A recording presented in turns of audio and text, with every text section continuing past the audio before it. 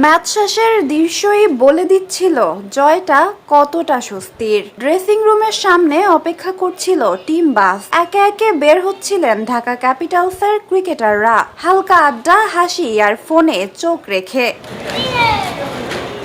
টানা ৩ ম্যাচের হতাশা, প্রশ্ন আর চাপ সবকিছুর জবাবটা অবশেষে মাঠেই দিল ঢাকা ক্যাপিটালস। আজ নোয়াখালী এক্সপ্রেসকে ৭ উইকেটের বড় ব্যবধানে হারিয়ে জয়ের হাসি ফিরেছে দলটির ড্রেসিং রুমে। সবার আগে বের হতে দেখা গেল মোহাম্মদ মিঠুনকে, তার পেছনেই শামীম পাটোয়ারি, ইরফান শুক্কুর সহ অন্যরা। মুখে ছিল প্রশান্তির ছাপ। টানা হারের পর এই জয় যেন অনেকটা ওজন নামিয়ে দিল কাঁধ থেকে। আজকের ম্যাচের বড় নায়ক নাসির হোসেন।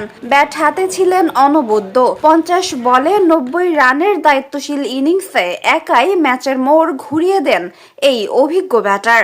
ম্যাচ শেষে তাকেও দেখা গেল ফুরফুরে মেজাজে। ঢাকা ক্যাপিটালস শিবিরে আজ ছিল অনেকটা আবেগঘন মুহূর্ত। দলের তারকা পেসার তাসকিন আহমেদের ছেলে তাসফিন অনুশীলন হোক কিংবা ম্যাচ, প্রায়ই বাবার পাশে তাকে দেখা যায়।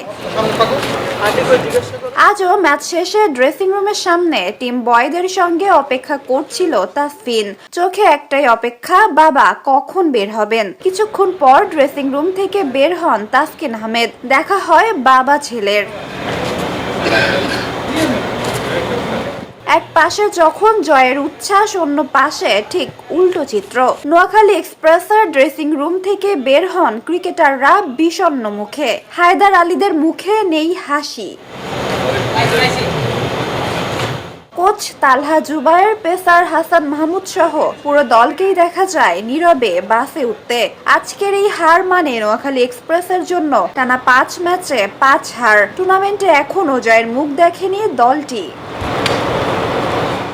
একদিকে ঢাকা ক্যাপিটালসের জন্য স্বস্তির জয় আর নতুন করে ঘুরে দাঁড়ানোর আশা, অন্যদিকে নোয়াখালী এক্সপ্রেসের জন্য হতাশা আর অজানা ভবিষ্যৎ।